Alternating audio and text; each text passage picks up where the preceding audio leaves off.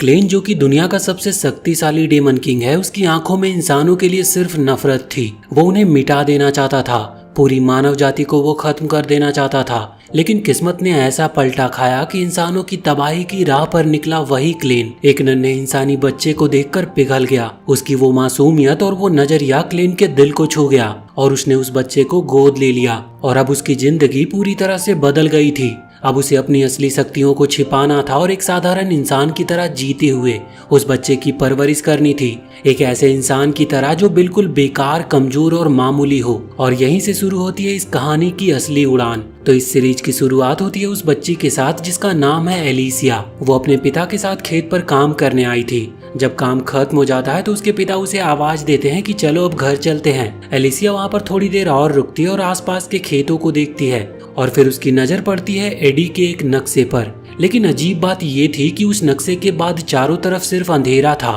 पूरी दुनिया जैसे किसी काले कंबल में लिपटी हो और सिर्फ उन्हीं का आइलैंड दिखाई देता है, बाकी सब कुछ गायब था। वो सोच में पड़ जाती है कि आखिर ऐसा क्यों है। एलिसिया एक बहुत ही जिज्ञासु लड़की थी और वो अपने पिता से पूछती है कि हमारे शहर के आगे क्या है। ये एक साधारण सवाल लगता है, लेकिन उसका जवाब उसके पिता के पास भी नहीं था। वो जानता है कि एलिसिया जानना चाहती है, वो खुद भी जानना चाहता था, लेकिन सच यही है कि उसे कुछ भी नहीं पता। वो एलिसिया को बताता है कि हर इंसान के भीतर जिज्ञासा होती है, कुछ जानने की और आगे बढ़ने की। लेकिन जब जब किसी ने उस अंधेरे में जाने की कोशिश की, कुछ भी नहीं बचा, तबाही मच गई। वहाँ पर उन अंधेरों के बीच में 4 भयानक डीमन बसे हैं। ये चारों एडी की दिशाओं को उत्तर, दक्षिण, पूरब, पश्चिम गार्ड कर रहे हैं। और जितनी भी टीमें या लोग वहाँ पर गए हैं सब खत्म हो गए, कोई लौट कर वापस नहीं आया। एलिसिया ये सुनकर हैरान रह जाती है। वो सोचती है कि क्या ये जगह सच में इतनी खतरनाक है, लेकिन उस सच्चाई से उसके भीतर की जिज्ञासा खत्म नहीं होती, बल्कि और बढ़ जाती है। उसके पिता उससे कहते हैं कि जब तक वो डीमन मारे नहीं जाते तब तक कोई ये नहीं जान सकता कि उन अंधेरों के पार है क्या। लेकिन हर समस्या का एक समाधान जरूर होता है, और इस समस्या का समाधान है ट्रेजर्स,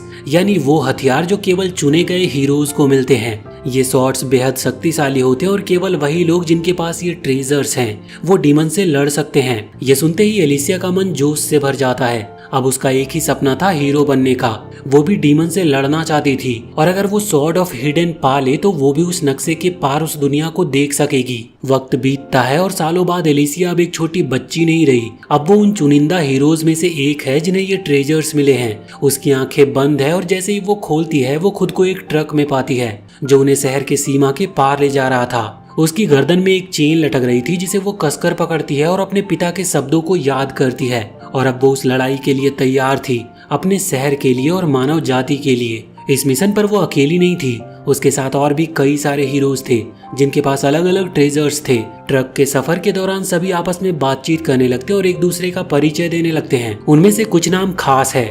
मिनेल, जिसके पास ट्रेजर ओआन कियो है, वो दावा करता है कि उसे ये भी नहीं पता कि वो खुद कहाँ से है। जैसे ही वो एलिसिया की तरफ देखता है तो वो चौंक जाता है कि टीम में एक लड़की भी है। लेकिन एलिसिया यहाँ पर कुछ भी नहीं कहती। वो ना ही अपना नाम बताती और ना ही कोई और जानकारी देती है।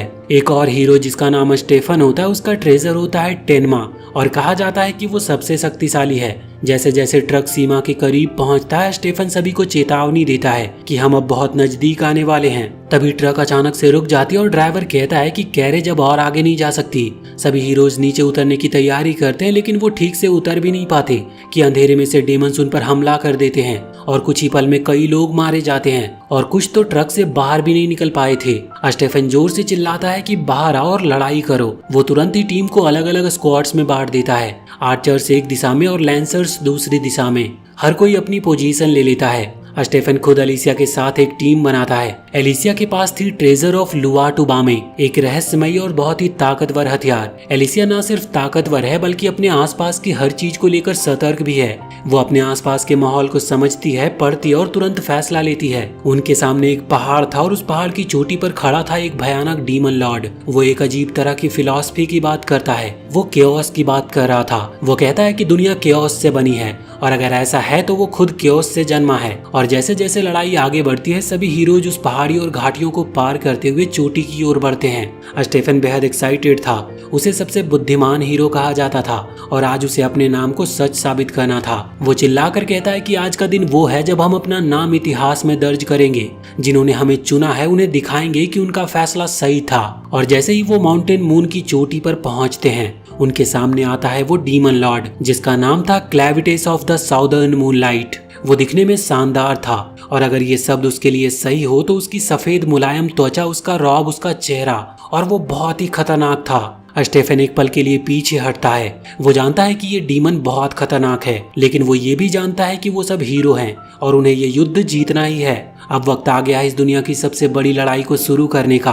एक ऐसा युद्ध जो इतिहास में दर्ज होगा, एक ऐसा युद्ध जहां इंसान डीमन से भिड़ेंगे और शायद पहली बार नक्शे के उस पार की दुनिया को देखा जाएगा। जैसे ही स्टेफन खुद को लड़ाई के लिए तैयार करता, अपने भीतर के डर को दबाकर खुद को वो प्रेरित करता है, तो क्लेविटेस अचानक दूर से उसके ऊपर हमला कर देता और कोई चेतावनी नहीं और न ही वो कोई संकेत देता है। बस एक ही पल में क्लेविटेस की शक्ति हवा में लहराती है और स्टेफन दीवार से जा टकराता है। उसके शरीर के टक्कर से चट्टानें हिल जाती और कुछ ही क्षणों में वो जमीन पर गिरता है, बिल्कुल ही बेजान। हर कोई ये देखकर बिल्कुल हैरान रह जाता है। डर के मारे उनके पैर जम गए थे। क्लेविटेस ने ना स्टेफन के पास आकर हमला किया, ना ही अपनी जगह से हिला। वो तो बस वहीं खड़ा था। फिर भी उसका हमला इतना सटीक और इतना प्रबल था कि सबसे ताकतवर हीरो को उसने एक झटके में खत्म कर दिया। इसके बाद एक और हीरो सामने आता और चीखकर बाकी सभी को हिम्मत देता है। वो कहता है कि हमें डरना नहीं है, हमें लड़ना है। सभी धीरे धीरे अपने कॉन्शियस में लौटते हैं और हथियार उठाकर क्लेविटेस की ओर आगे बढ़ते हैं। लेकिन एलिसिया अब भी वहीं पर खड़ी थी। वो तुरंत हमला नहीं करती। वो अपने आसपास के वातावरण को गहराई से ऑब्जर्व करती है और जैसे ही बाकी हीरोज क्लेविटेस के पास पहुंचते हैं, एक एक करके वो गिरने लगते हैं। वो ना तो उन्हें छूता है और ना ही कोई जादू दिखाता है। फिर भी वो मरते जा रहे थे। बस क्लेविटेस वहां खड़ा होता है और वो भी बिल्कुल शांति से। लेकिन जो चीज हिला रही है सबको वो है उसकी शैडो। एलिसिया को आखिरकार सच्चाई का एहसास होता है। वो जोर से चिल्लाती है कि ये हमें अपनी परछाई से मार रहा है, उससे दूर भागो और उसकी शैडो के पास मत जाओ। बाकी हीरोज हैरान हो जाते हैं और वो सोचते हैं कि शैडो, क्या ये मुमकिन है? लेकिन एलिसिया अब देर नहीं करती। वो तेजी से दौड़ना शुरू करती है और वो पहाड़ की चट्टानों पर छलांग लगाते हुए आगे बढ़ती है। हवा में उछलती है और उसकी नजर बराबर क्लेविटेस की परछाई पर होती है। अचानक उसकी शैडो एलिसिया की ओर बढ़ती है, लेकिन एलिसिया पहली हीरो बनती है जो उस हमले को पहले ही भांप लेती है और समय रहते उससे बच निकलती है। क्लेविटेस की आंखें एकदम चमक उठती है। ये उसके लिए बहुत ही हैरान करने वाला क्षण था, जिसे देखकर वो पूरी तरह से शॉक्ड था, क्योंकि हजारों वर्षों के बाद पहली बार किसी इंसान ने उसकी शक्ति को पहचान लिया है और उससे बच निकला था। उसके भीतर एक उत्सुकता जागती है कि ये तो कुछ अलग है। वो सोचता है कि क्या यही इंसानियत है, वो प्रजाति जिसे वो हमेशा कमजोर, डरपोक और कीड़ों के समान समझता आया था। लेकिन अब वो देख रहा है कुछ और ही, कुछ ऐसा जो उसने पहले कभी नहीं देखा था, जिसमें करेज, डिटर्मिनेशन और लड़ने का जज्बा था। वो सबको मारता चला जाता है। शैडो हर तरफ फैल जाती और हीरोज एक एक करके गिरते जा रहे थे और अंत में दुर्भाग्य से वो हमला एलिसिया तक पहुंचता है। वो उड़ती हुई हवा में जाती है। उसकी आंखें बंद हो जाती और वो जानती है कि अब कुछ भी नहीं बचा। वो मौत को एक्सेप्ट कर लेती है और अपने पिता को याद करती है। वो अपने पिता से कह रही होती है कि मुझे माफ कर देना, मैं अपना सपना पूरा नहीं कर सकी। और वो ये भी फुसफुसाती है कि हर सपना हकीकत नहीं बनता और शायद उसका सपना भी उन्हीं अधूरे ख्वाबों में गुम हो गया। अब सीन यहाँ से शिफ्ट होता है कैपिटल हिडार्ट हाइएंड किंगडम की राजधानी में। वहाँ की गलियों में लोग अपने काम में बिजी थे। व्यापार, त्योहार और साधारण जिंदगी में लोग उलझे हुए थे।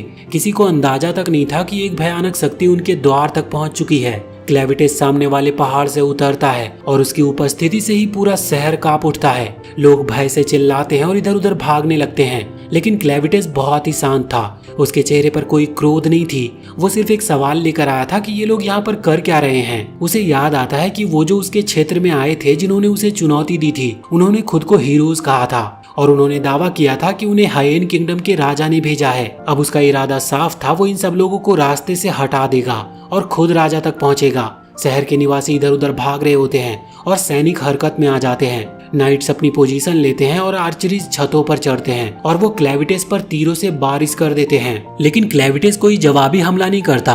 वो बस हवा में उड़ता है और सीधे महल की ओर जाता है। वो अब जानना चाहता है कि ये लोग असल में कितने ताकतवर हैं और उनकी ताकत का स्रोत क्या है। महल के गेट पर सुरक्षा बल बढ़ा दिए जाते हैं और हजारों तीर उस पर दागे जाते हैं, लेकिन एक भी क्लेविटेस तक पहुंच नहीं पाता। वो सब कुछ देखता और फिर उसकी आंखों में निराशा झलकती है। वो सोचता है कि ये हैं वो लोग जो खुद को महान समझते हैं, ये तो अब भी बहुत कमजोर हैं। फिर वो अपनी एक हथेली उठाता और उसे दीवार की ओर फेंकता है। दीवार गिर जाती है जैसे किसी पुराने दीवार को सिर्फ एक थपकी दी गई हो। नाइट्स घबरा जाते हैं और अब उन्हें एहसास होता है कि ये खतरा उनकी सीमा से बाहर का है। उनमें से एक भागता और सीधा राजा के पास पहुंचता है। वो उन्हें बताता है कि एक डीमन शहर पर हमला कर चुका है। राजा चुपचाप सुनता है और उसके चेहरे पर कोई हैरानी नहीं थी, क्योंकि वो समझ जाता है कि इसका मतलब है कि हमारे भेजे गए हीरोज असफल हो चुके हैं। वो अपने सिंहासन से उठता है और उसकी आंखों में दृढ़ता थी। उसके पास एक ही चीज बची थी जो मायने रखती थी, ब्लेड ऑफ हेडेन, जिसे माना हेडलार्ड भी कहा जाता था। फिर एक और सिपाही वहाँ पर भागता हुआ आता और घबरा कर कहता है कि इस डीमन को कोई रोक नहीं पा रहा और आपको अब जल्दी से कहीं पर छिप जाना चाहिए। राजा उसे देखता है और वो जानता था कि भागना व्यर्थ होगा, क्योंकि अगर डीमन सच में अनस्टॉपेबल है तो वो चाहे जितना भी छिपे वो उसे ढूंढ निकालेगा। बाहर अब भी हमला जारी था। आग, तीर, स्पेल्स, हर हथियार आजमाए जा रहे थे, लेकिन क्लेविटिस के चेहरे पर कोई सिकन तक नहीं थी। फिर भी उसके मन में एक विचार उठता है कि एलिसिया ने जो स्वॉर्ड का इस्तेमाल किया था उसने मुझे थोड़ा घायल किया था। वो अपनी बाहों पर नजर डालता है जहाँ पर कुछ खरोंचे अब भी बाकी थी। इसका मतलब है अगर इंसानों को समय मिला और उन्हें अकेला छोड़ दिया जाए तो वो ताकतवर बन सकते हैं और वो उसे भी नुकसान पहुंचा सकते हैं। वो इंसानों के इलाकों से दूर रहना चाहता था, लेकिन इंसान है कि उसके क्षेत्र की चाह रखते थे। वो उसकी दुनिया में घुसते हैं और उसे चुनौती देते हैं, और यही उसे हर बार एक ही डिसीजन पर लाता है कि अब मैं हमला करूंगा, और यही जवाब होगा इंसानों की लालच का। जैसे ही राजा ब्लेड ऑफ हेडेन की रक्षा के लिए महल के अंदर बने सुरक्षित कमरे की ओर बढ़ता है और भारी दरवाजा खोलता है, ठीक उसी समय पर क्लेविटिस वहां पर पहुंच जाता है। राजा के चारों ओर फैले माहौल, उसकी पोशाक और आसपास रखी हुई शाही वस्तुओं को देखकर क्लेविटिस को ये समझने में जरा भी देर नहीं लगती कि उसके सामने खड़ा व्यक्ति कोई और नहीं बल्कि खुद इस राज्य का राजा है। वो बिना कोई संदेह जताए उससे पूछता है कि तुम ही हो इस जगह के शासक, और वो डीमन इस बार इंसानों की भाषा बोल रहा था। राजा एकदम चौंक उठता है कि एक डीमन इंसानों की भाषा कैसे बोल सकता है, और ये पूरी तरह से इम्पॉसिबल था। लेकिन जब क्लेविटिस खुद को परिचित कराता है तब राजा की आंखों में जो हैरानी थी वो भय में बदल जाती है। वो पहचान जाता है कि ये वही है, क्लेविटिस। क्लेविटिस आगे बढ़कर कहता है कि वो इंसानियत को खत्म करने नहीं बल्कि बचाने आया है, लेकिन वो तभी ऐसा कर पाएगा अगर उसे अपने कुछ सवालों के संतोषजनक उत्तर मिले, और ये उत्तर केवल राजा ही दे सकता था। यही सवाल तय करेंगे कि क्या मानव जाति बचेगी या समाप्त हो जाएगी। वो ये बात साफ कर देता है कि सिर्फ किंगडम हायेन के लोगों की नहीं बल्कि पूरी मानवता की बात कर रहा है वो। उसका सवाल बहुत ही साधारण था, लेकिन उनका प्रभाव गहरा होगा। वो पूछता है कि ये इंसान कौन है, उनका मूल स्वभाव क्या है, और वो किस प्रेरणा से काम करते हैं, और वो डीमन किंगडम पर क्यों हमला कर रहे हैं लगातार। राजा अपने एटीट्यूड में कहता है कि उसे एक डीमन को जवाब देने की कोई आवश्यकता नहीं है। वो ना तो डरा है और ना ही समझौता करने को तैयार है। क्लेविटिस दोबारा पूछता तक नहीं, और एक ही क्षण में वो अपनी शक्ति का उपयोग करता और राजा की गर्दन काट देता है। उसके सिर का ताज गिरता और वो जमीन पर ढह जाता है। इसके बाद क्लेविटिस चुपचाप महल से बाहर निकल जाता है। उसके भीतर अब ये धारणा और भी पक्की हो चुकी है कि इंसान एक खतरनाक जाति है, और जब तक वो उन्हें खत्म नहीं करता तब तक डीमन किंगडम सुरक्षित नहीं रहेगी। वो मन ही मन ये तय करता है कि अब वो पूरी मानवता का अंत करेगा, लेकिन ये काम उससे अकेले नहीं हो सकती। उसे इसके लिए एक टीम की जरूरत होगी, एक ऐसे टीम की जिसे टाइम लेकर तैयार किया जाए। जैसे ही वो राजधानी से दूर जाने लगता है, अचानक वो एक बच्चे की चीख सुनता है। वो रुकता है और मुड़कर देखता है। वहाँ पर एक माँ थी जो अब जीवन और मौत के बीच में झूल रही थी। अपने बच्चे को अपनी छाती से लगाए बैठी होती है। वो अब तक मरी नहीं थी, लेकिन उसकी हालत बहुत ही गंभीर थी। उसके चेहरे पर दर्द साफ झलक रहा था, लेकिन उसकी बाहों में अपने बच्चे को पकड़ रखने की ताकत अब भी बाकी थी। क्लेविटिस उसकी ओर बढ़ता है, और जैसे ही वो उस बच्चे को देखता है उसे कोई फर्क नहीं पड़ता।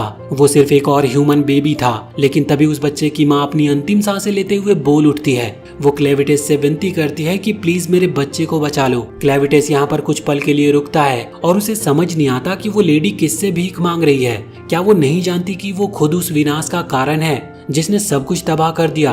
वो उसे याद दिलाता है कि मैं वो हूँ जिसने इस तबाही को जन्म दिया है। अगर तुम अपने बच्चे की मौत के लिए किसी को दोषी देना चाहती हो तो खुद उस बच्चे को दो, क्योंकि वो इंसान के रूप में पैदा हुआ। लेकिन उस बच्चे की माँ हार मानने वालों में से नहीं थी। उसकी सांसें कम हो रही थी, लेकिन शब्दों में अब भी विश्वास था। वो कॉन्फिडेंस से कहती है कि एक बच्चे को ये चुनने का अधिकार नहीं होता कि वो किस रूप में जन्म ले, तो इस वजह से इसमें इस बच्चे का कोई दोष नहीं है। क्लेविटिस पर इसका कोई सीधा प्रभाव नहीं पड़ता। उसका चेहरा अब भी वैसा ही शांत था। फिर भी वो कुछ सोचने लगता है। और फिर वो लेडी से कहता है कि अगर तुम चाहती हो कि मैं इस बच्चे को जीवित छोड़ दूं, तो तुम्हें ये साबित करना होगा कि ये इसके लायक है। वो लेडी फुसफुसा कर कहती है कि मैं अब कुछ साबित नहीं कर सकती, मैं मर रही हूँ, लेकिन मैं विश्वास करती हूँ कि एक दिन ये बच्चा खुद को साबित करेगा। और इस तरह वो अपना अंतिम सांस लेती है। उसकी बाहें ढीली हो जाती है, लेकिन बच्चे की पकड़ अब भी मजबूत थी।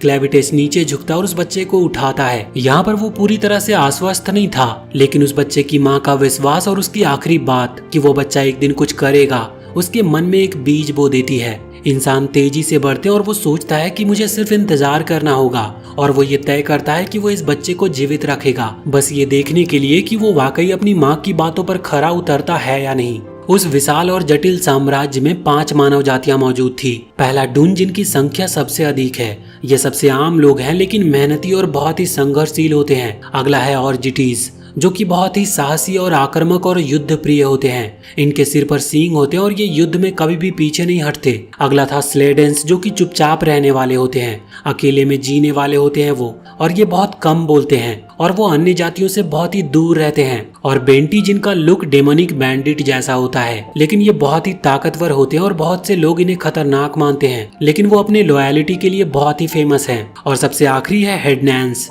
इनकी संख्या सबसे कम है, लेकिन ये सबसे ज्यादा इंसानों जैसे दिखते हैं और बहुत ही बुद्धिमान माने जाते हैं। हेडनैंस के पास आर्नोसाइट नामक एक विशेष धातु है और उन्हें इससे हथियार बनाने की एक सीक्रेट तकनीक पता है। ये रहस्य केवल शाही परिवार में ही जाना जाता है। हेडनैंस इन वेपन को डून जाति को बेचना शुरू कर देते हैं और इस व्यापार के चलते दोनों जातियों में घनिष्ठ संबंध बन गए और इसी से मिक्स्ड ब्रीड का जन्म हुआ। लेकिन फिर भी आज भी कुछ प्योर ब्लडेड हेडनैंस जीवित हैं, जो पुरानी परंपराओं को निभा रहे हैं। उस राज्य की सीमाओं के बाहर घने जंगलों और पर्वतों में कुछ विचित्र प्राणी घूमते हैं, काले रौबदार 9 पूंछों वाले, और उनके रूप कुछ कुछ नारुतो वाले कारोमा जैसे होते हैं, लेकिन उनकी वाइल्ड एनर्जी अलग ही लेवल की होती है। और इन्हीं पहाड़ों की लूना माउंटेन्स की गहराइयों में क्लेविटेस अब भी जीवित था। उसके पास वही बच्चा होता है जिसे वो शहर से लेकर आया था। कुछ छोटे भूखे बीस्ट उस बच्चे की ओर बढ़ते और वो उसे खाने के लिए तैयार थे, लेकिन क्लेविटेस उन्हें एक ही झपट्टे में दूर फेंक देता है। वो अब जानता है कि ये बच्चा बेहद कमजोर है। वो सोचता है कि शायद ये अपनी एक्सपायरेशन तक जल्दी पहुंच जाएगा, लेकिन वो बच्चा डर से रोने लगता है। क्लेविटेस उस शोर से परेशान हो गया था और वो सोचता है कि इस बच्चे को चुप कैसे कराया जाए। वो धीरे धीरे अपने विशाल शरीर को झुकाता है और अपने एक हथेली से बच्चे को ढक लेता है और वो उसे गर्मी देता है। फिर वो अपनी नोकीले नाखून की नोक को बच्चे के माथे पर रखता है। बच्चा एक पल के लिए शांत हो गया था और गहरी नींद में सो जाता है। यहाँ पर क्लेविटेस बस उसे देखता रहता है, शायद उस भविष्य को जिसमें ये बच्चा कुछ बन सके। और जब क्लेविटेस उस बच्चे को ध्यान से देख रहा होता है तो उसे ऐसा लगता है कि ये छोटा प्राणी बहुत जल्द एक पूप बॉम्ब गिराने वाला है। और जैसा कि उम्मीद थी, कुछ ही देर में बच्चा जाग जाता और जोर जोर से रोने लगता है। उसकी चीखें लूना माउंटेन्स की गहराइयों तक गूंज उठती है। ये सब देख क्लेविटेस झुंझला जाता है, लेकिन अब वो उसे मार भी नहीं सकता था क्योंकि वो खुद ही उसे उठा कर लाया था। वो बच्चे को गोद में लेकर इधर उधर भटकने लगता है,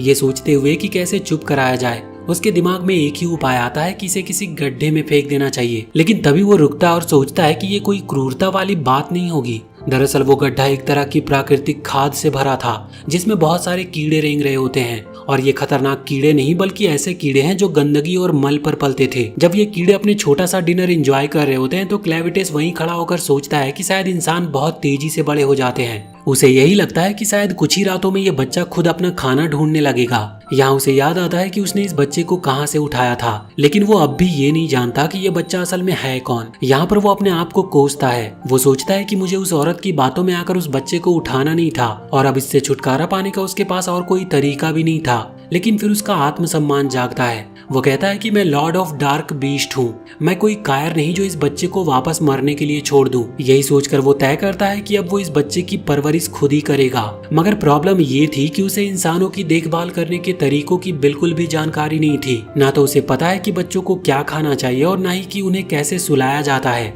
वो चारों ओर नजर दौड़ाता और उन लाशों को देखता है जिन्हें उसने हाल ही में मारा था। उनमें से एक महिला की लाश उसे पहचान में आती है, जिसका नाम एलिसिया था। क्लेविटेस को याद आता है कि एलिसिया के पिता को डार्क बीस्ट ने मार दिया था और वो बदले की भावना में एक सेना लेकर आई थी। उसने खुद की जान को खतरे में डालकर क्लेविटेस पर हमला किया था, लेकिन नतीजा सिर्फ विनाश निकला और उसकी ये कोशिश बिल्कुल असफल रही थी। अब क्लेविटेस उसे एक और मौका देने का फैसला करता है। वो अपने हाथों को उसकी बॉडी पर फैलाता है और अपनी डार्क पावर्स का यूज करके एलिसिया को फिर से जिंदा कर देता है। जैसे ही वो दोबारा सांस लेती है वो एकदम से चौंक जाती है उसके शरीर में फिर से एनर्जी दौड़ती है और वो सीधे क्लेविटेस पर हमला करने की कोशिश करती है, लेकिन वो जल्दी महसूस करती है कि उसके पास कोई तलवार नहीं है और उसके साथी भी सब मारे जा चुके हैं। क्लेविटेस यहाँ पर कहता है कि मैंने तुम्हें अपनी डार्क एनर्जी से जिंदा किया है, अब तुम एक वॉकिंग डेड हो और तुम्हारा जीवन अब मुझसे जुड़ा है। एलिसिया को यह सुनकर गहरा झटका लगता है। वो अपने शरीर को देखती है जो अब थोड़ा पेल हो चुका था और महसूस करती है कि वो अब कोई सामान्य इंसान नहीं रही, वो अब एक सुंदर सी ज़ॉम्बी बन चुकी है। वो अपने होश में आने की कोशिश करती है और सोचती है कि ये डीमन इतने साफ इंसानी भाषा कैसे बोल सकता है, और साथ ही वो ये भी महसूस करती है कि शायद वो इस कत्लेआम से बचने वाली इकलौती इंसान है। क्लेविटेस उसकी तरफ देखता है और ऑर्डर देता है कि अपने ऑरेंजेस दिखाओ। यह सुनकर एलिसिया की आंखें फैल जाती है। वो चौंक कर सोचती है कि क्या इस डीमन ने अभी अभी उससे ऐसा अश्लील आदेश दिया। उसके दिमाग में बहुत ही गंदे थॉट्स दौड़ने लगते हैं और वो बहुत गुस्से में आ जाती है। लेकिन तभी क्लेविटेस उसे बताता है कि बच्चा भूखा है, तुम अभी अपने आर्मर उतारो और इस बच्चे को दूध पिलाओ। और तब एलिसिया को बात समझ आती है। उसका इशारा दूध पिलाने की ओर था, लेकिन तब तक बहुत देर हो चुकी थी। वो पहले ही अपनी आर्मर की पट्टियां खोलने लगी थी। वो बिल्कुल ना चाहते हुए भी उसकी ऑर्डर को फॉलो करती है, लेकिन एलिसिया चाहकर भी उस बच्चे को दूध नहीं पिला सकती थी, जिस पर क्लेविटेस उसके ऊपर थोड़ा भड़क जाता है और उसकी आवाज में झुंझलाहट थी। यहाँ पर एलिसिया बहुत ही एम्बैरेस्ड महसूस करती है। उसकी आंखें नम हो जाती है और वो बड़बड़ाती है कि तुम मुझे मार क्यों नहीं देते, क्योंकि मैं इस ह्यूमिलिएशन को सह नहीं सकती। यहाँ पर क्लेविटेस उसकी बातों पर ध्यान नहीं देता और उसका ध्यान अब भी बच्चे की भूख पर थी। उसी पल बच्चा फिर से रोने लगता है। अब क्लेविटेस और एलिसिया के बीच में एक नई बहस शुरू हो जाती है कि तुम्हें तो पता होना चाहिए कि बच्चों को कैसे चुप कराते हैं। एलिसिया जवाब देती है कि मुझे कोई अनुभव नहीं है, लेकिन हमें किसी ऐसे औरत की जरूरत होगी जो बच्चे को दूध पिला सके। क्लेविटेस यहाँ पर सोचने लगता और पूछता है कि वो कहाँ से लाएंगे ऐसी औरत। एलिसिया उत्तर देती है कि हमें किसी को हायर करना होगा। क्लेविटेस तुरंत कहता है लेकिन मेरे पास पैसे नहीं है। एलिसिया सोच में पड़ जाती है और फिर कहती है कि तुम्हारे पास अरकान साइट भरे पड़े हैं, तुम उसे बेच सकते हो। क्लेविटेस इस सुझाव पर विचार करता और उससे कहता है कि सही कहा, और अभी वो सोच ही रहा होता है कि एलिसिया उसे एक और मौका देखकर मारने का विचार करती है, लेकिन उसके पास कोई हथियार नहीं था, इसीलिए वो चुपचाप खड़ी होती है। और आखिरकार क्लेविटेस मान जाता है कि उसे किसी ऐसे इंसान की जरूरत है जो बच्चे को दूध पिला सके। वो जैसे ही बाहर जाने को होता है, एलिसिया उसे रोकती है और कहती है कि तुम अपने असली रूप में शहर में नहीं जा सकते, तुम इतने बड़े हो कि तुम्हें देख के ही लोग डर जाएंगे। क्लेविटेस को भी ये बात सही लगती है, तो यहाँ पर एलिसिया खुद ही बच्चे को शहर में ले जाने की बात करती है, लेकिन क्लेविटेस उसे मना कर देता है। वो कहता है कि ये बच्चा मेरी निगरानी में ही रहेगा। फिर वो अपने शरीर को कंसंट्रेट करता और खुद को एक इंसानी लड़के में बदल लेता है। उसकी कद काठी छोटी हो जाती है और चेहरा मासूम और यंग लगने लगता है, लेकिन उसकी 9 पूंछें अब भी पीछे लहरा रही होती है और उसके सिर पर एक छोटा सा सींग भी दिख रहा होता है। वो अपनी पूंछों को एक शैडो पॉकेट में छिपा देता है, लेकिन उसे इस बात का अंदाजा नहीं होता कि सींग अब भी दिख रहा है। एलिसिया उसकी तरफ देखती है पर कुछ कहती नहीं। बाहर निकलने से पहले वो खुद का और बच्चे का नाम सोचता है। वो अपना नाम रखता है क्लेन और बच्चे का नाम रखता है लूना। वो एलिसिया से पूछता है कि तुम्हारा नाम क्या है। एलिसिया कुछ पलों की चुप्पी के बाद हल्के स्वर में कहती है कि उसका नाम अलीसिया है। इसके बाद तीनों मिलकर एक छोटी सी नदी की ओर निकल पड़ते हैं और जैसे ही वो उस जगह पर पहुंचते हैं जहां पर पानी मौजूद था, एलिसिया खुद पहल करती है और बच्चे को नहलाने की जिम्मेदारी अपने हाथों में लेती है। वो बड़े ही प्यार से बच्चे को नहला रही होती है, उसके छोटे छोटे हाथों और पैरों को पानी से साफ कर रही होती है, लेकिन तभी क्लेन एकदम से बीच में टपक पड़ता है बिना कोई चेतावनी दिए। एलिसिया उसे देखकर चौंकती है, लेकिन उसे नजरअंदाज करते हुए अपना काम जारी रखती है। वो बस नहला ही रही होती है कि अचानक बच्चे की तरफ से एक पी बॉम्ब उसके चेहरे पर गिरता है। एलिसिया की आंखें कुछ पलों के लिए बंद हो जाती है और फिर वो गहरी सांस लेकर खुद को शांत करने की कोशिश करती है। क्लेन इस बार बिना हंसे रह नहीं पाता और सार्कास्टिक लहजे में कहता है, लगता है तुम्हें रॉयल ट्रीटमेंट मिल रहा है। क्लेन जैसे एक तंग करने वाली सास हो हर चीजों में टांग अड़ाने लगता है कि कैसे बच्चे को पकड़ा जाए, किस एंगल से साफ किया जाए और किस हिस्से को ज्यादा अच्छे से रगड़ा जाए। एलिसिया इससे चिढ़ जाती है, लेकिन वो चुपचाप सब झेलती रहती है। जब बच्चे को पूरी तरह से नहला दिया जाता है तो एलिसिया के चेहरे पर एक सेटिस्फेक्शन झलकती है, लेकिन क्लेन को अब भी लगता था कि गुफा में रहने वाले पूप ईटिंग बग्स इससे बेहतर काम कर लेते। इसके बाद वो एलिसिया के पुराने कैंप की ओर बढ़ते हैं, लेकिन वहां पहुंचने पर वो खाली मिलता है। एलिसिया बताती है कि उन्होंने सभी जरूरी चीजें जैसे खाना, पानी और कुछ पैसे एक और छुपी हुई जगह में रखे हैं ताकि कोई हमला हो तो सब खो ना जाए। थोड़ा आगे बढ़ने पर क्लेन एलिसिया से कहता है कि अब वो खुद भी नहा ले, क्योंकि उसकी हालत देखकर ऐसा लग रहा है जैसे वो गिनीज वर्ल्ड रिकॉर्ड में सबसे लंबे समय तक बिना नहाए रहने का खिताब जीतने वाली है। क्लेन उस बच्चे के कपड़े भी देता है ताकि वो उन्हें धो सके। एलिसिया झल्लाकर कुछ भी नहीं कहती और नदी के किनारे कपड़े धोने लगती है। तभी वो नोटिस करती है कि कपड़े पर एक खास निशान बना है, जो था हेडनैन रॉयल फैमिली के क्रेस्ट का। एलिसिया का चेहरा तुरंत गंभीर हो जाता है। वो समझ जाती है कि ये कोई साधारण बच्चा नहीं बल्कि एक राजघराने का वारिस है। उधर हियेन किंगडम के महल के खंडहरों में एक सिपाही किसी भी सर्वाइवर को खोजने आता है, लेकिन चारों ओर सिर्फ तबाही और राख देखकर उसका दिल बैठ गया था। उसे याद आता है कि क्राउन प्रिंसेस ने आखिरी समय में एक बच्चे के साथ भाग निकलने की कोशिश की थी, लेकिन किंगडम की इस हालत को देखकर लगता है जैसे कोई भी नहीं बचा। वो राजा की सनक को इसके लिए जिम्मेदार मानता है, लेकिन फिर भी किसी एक सर्वाइवर की उम्मीद में इधर उधर वो देखने लगता है। इसी समय जनरल ड्रेल, जो कि एक और रेस से है, वो अपने कुछ सैनिकों के साथ हियेन किंगडम के बचे हुए हिस्सों का मुआयना कर रहा होता है। वो अपने एक सिपाही को आदेश देता है कि वो तुरंत एम्परर को ये खबर दे कि अब हेडनैनियन लैंड खाली हो चुका है और अगर वो जल्दी कुछ नहीं करते तो कोई और रेस इसे हड़प लेगा। जनरल ड्रेल का असली मकसद कुछ और ही था। वो हेडनैनियन रॉयल फैमिली के पास छुपे हुए एरिनोसाइट क्राफ्टिंग के रहस्य को हासिल करना चाहता था। वो ये भी ऑर्डर देता है कि अगर कोई रॉयल ब्लड वाला इंसान जिंदा मिले तो उसे तुरंत उसके सामने लाया जाए। वहीं दूसरी ओर एलिसिया अब क्लैन का सामना करती है। वो कपड़ा उसके सामने फेंकते हुए कहती है कि तुमने एक रॉयल चाइल्ड को किडनैप किया है। क्लेन ये सुनकर हैरान हो जाता है और तुरंत सफाई देता है कि मैंने इसे उठाया था जब एक मरती हुई औरत ने मुझे इसे सौंपा था और वो औरत हूबहू उसी इंसान रूप जैसा दिखती थी जो मैंने इस समय लिया हुआ है। एलिसिया को लगता है कि क्लेन झूठ बोल रहा है। वो उसकी हर बात पर शक करती है, लेकिन क्लेन उसे बीच में ही रोक देता और साफ कहता है कि उसने राजा को केवल इसीलिए मारा क्योंकि राजा ने पहले उस पर हमला किया था। फिर वो गंभीर होकर कहता है कि अब जब ये पता चल गया है कि बच्चा एक रॉयल है तो बहुत से लोग उसकी तलाश करेंगे, न कि सिर्फ उसे मारने के लिए बल्कि एरिनोसाइट क्राफ्टिंग का राज हासिल करने के लिए। क्लेन इस सच्चाई को जानकर बहुत ही उत्साहित होता है। वो सोचता है कि वो इस बच्चे को राजा बनाएगा और खुद उसकी परछाई बनकर सब कुछ नियंत्रित करेगा। एलिसिया ये सुनकर कांप जाती है। क्लेन की सोच और उसकी योजना उसे भयभीत कर देती है। वो सोचती है कि शायद उसने बच्चे की पहचान बताकर बहुत बड़ी गलती कर दी। क्लेन अब कहता है कि उन्हें जल्दी से किसी ऐसी औरत की तलाश करनी चाहिए जो बच्चे को दूध पिला सके और इसके लिए शहर जाना जरूरी होगा। एलिसिया मन में खुद को दिलासा देती है कि क्लेन इंसानों के बीच टिक नहीं पाएगा क्योंकि उसके सिर पर सींग है और कोई भी इंसान उसे पहचान लेगा। लेकिन वो ये भी भूल जाती है कि ऑर्जाइड्स नाम की एक मानव जाति होती है जिनके सिर में भी सींग होते हैं और क्लेन उनके बीच आसानी से मिल सकता है। फिर भी एलिसिया के मन में ये भरोसा होता है कि एक न एक दिन इंसान क्लेन की सच्चाई पहचान लेंगे और वो उसके खतरनाक प्लान को नाकाम कर देंगे। मगर एक बात अब एलिसिया को साफ समझ आ जाती है। क्लेन लूना को लेकर पागलपन की हद तक ऑब्सेस्ड हो चुका था और अगर लूना को कुछ हो गया तो शायद क्लेन का गुस्सा पूरी मानवता पर टूट पड़ेगा। इसीलिए वो ये तय कर लेती है कि अब चाहे कुछ भी हो वो लूना को किसी भी कीमत पर नुकसान नहीं पहुंचाने देगी। जैसे ही वो आगे बढ़ते हैं कुछ लुटेरे उनके ऊपर हमला कर देते हैं। उनमें से एक क्लेन के सिर पर भी वार करता है। एलिसिया सोचती है कि ये सिर्फ मामूली चोर उचक्के हैं और क्लेन जैसे ताकतवर लॉर्ड ऑफ डार्क बीस्ट के लिए ये कोई बड़ा खतरा नहीं है,